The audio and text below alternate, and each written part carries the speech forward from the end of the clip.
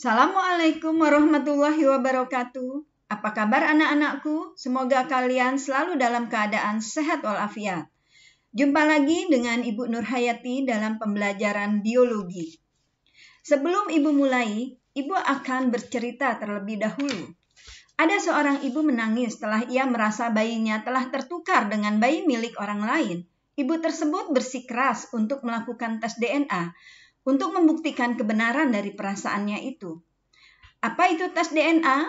Mungkin kalian bertanya, apakah tes DNA dapat dilakukan untuk membuktikan sebuah kebenaran dari kasus seperti itu? Ya, identifikasi DNA dapat dimanfaatkan untuk mengetahui hubungan biologis antar individu dalam sebuah keluarga dengan cara membandingkan pola DNA individu-individu tersebut. Apakah itu DNA? Setiap orang memiliki DNA yang unik. DNA adalah materi genetik yang membawa informasi yang dapat diturunkan. Di manakah letak DNA? Marilah kita perhatikan penjelasan Ibu berikut ini. Pada video Ibu sebelumnya, Ibu telah membahas tentang sebuah sel. Pada sel terdapat nukleus atau inti. Di dalamnya terdapat kromosom. Di dalam kromosom terdapat beribu-ribu gen, dan di dalam gen terdapat beribu-ribu DNA. Struktur kromosom terdiri dari lengan kromosom yang disebut dengan kromatid. Di dalam kromatid ini terdapat filamen-filamen tipis yang disebut dengan kromonema, di mana di dalam kromonema terdapat lokus. Lokus adalah tempat menyimpan materi genetik berupa DNA. Bagian tengah ini disebut dengan sentromer.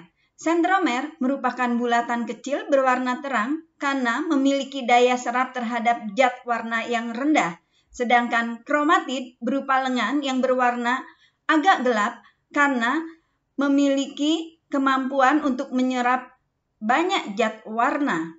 Pada ujung dari kromatid ini disebut dengan telomer. Tipe-tipe kromosom. Berdasarkan letak sentromernya, kromosom dibedakan menjadi 4 tipe. Yang pertama adalah kromosom telosentrik, bila letak sentromer berada pada ujung dari kromatid sehingga membentuk huruf I. Yang kedua adalah kromosom berbentuk akrosentrik, bila letak sentromernya antara tengah dan ujung, sehingga ada lengan yang sangat panjang dan lengan yang sangat pendek. Yang ketiga adalah kromosom submetasentrik, bila letak sentromernya tidak berada tepat di tengah-tengah dari lengan kromatid. Yang keempat adalah kromosom metasentrik, bila letak sentromernya berada tepat di bagian tengah dari lengan kromatid. Jumlah kromosom antar organisme berbeda-beda dan tidak dipengaruhi oleh derajat tingkat kesempurnaan suatu organisme maupun ukuran tubuhnya. Kromosom pada manusia berjumlah 46, terdiri dari 22 pasang autosom dan 1 pasang gonosom.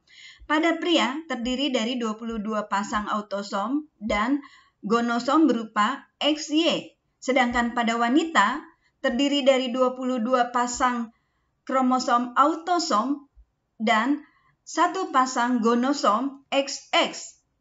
Untuk manusia berjumlah 46, simpanse 48, kuda 64, sapi 60, kucing 38, ayam 78, ikan mas 94, kapas 52, tembakau 48, tomat 24, kacang kapri 14, nanas 150, jagung 20, padi 24. Dan masih banyak makhluk hidup yang lainnya.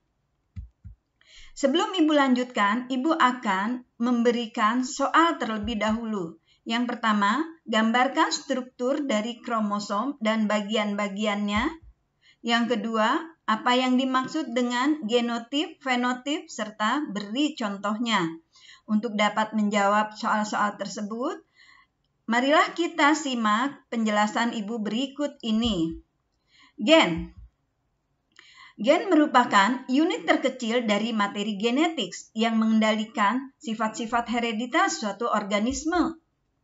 Gen terdiri atas DNA yang terpintal oleh protein histon dan tersimpan dalam lokus-lokus pada kromosom. Satu gen mengendalikan satu sifat hereditas. Simbol-simbol gen dan alel. Letak gen pada kromosom disimbolkan dengan garis-garis pendek horizontal yang melewati garis panjang vertikal. Garis panjang vertikal ini adalah simbol dari kromosom. Simbol gen dapat ditulis dengan huruf besar maupun huruf kecil. Gen dominan yaitu gen yang menutupi ekspresi gen lainnya. Biasanya dinyatakan dalam huruf besar atau kapital, misalnya huruf B besar. Sedangkan gen resesif yaitu gen yang terkalahkan atau tertutupi oleh gen lain, biasanya dinyatakan dalam huruf kecil, misalnya B kecil. Alel adalah pasangan gen yang terdapat pada kromosom homolog yang menunjukkan sifat alternatif sesamanya, misalnya bentuk biji bulat, B besar, dan alelnya B kecil, biji keriput. Coba perhatikan, ini adalah sepasang kromosom homolog. Yang berwarna merah tersebut adalah lokus. Di dalam lokus terdapat gen B besar.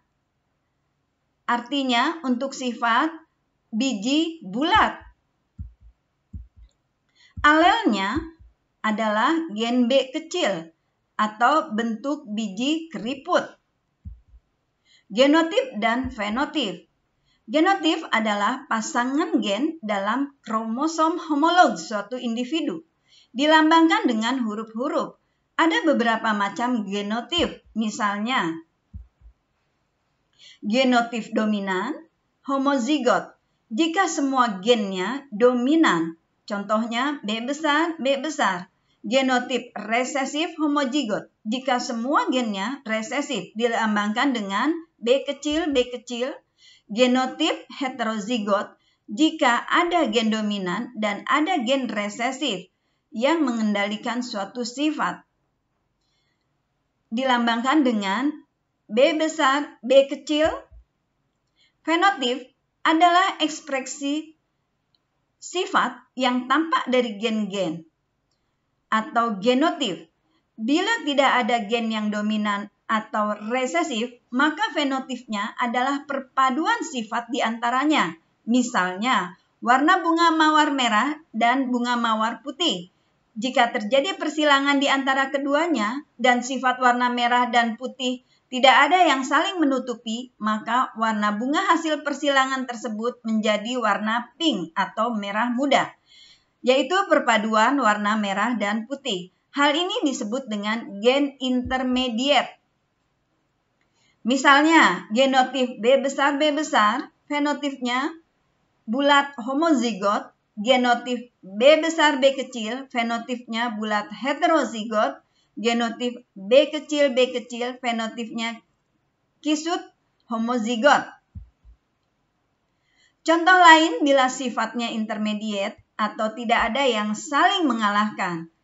Misalnya genotip M besar untuk warna bunga, fenotipnya berwarna merah.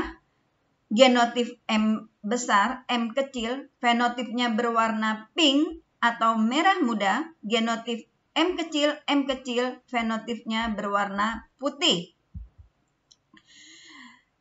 Demikianlah penjelasan yang bisa Ibu berikan. Terima kasih. Assalamualaikum warahmatullahi wabarakatuh.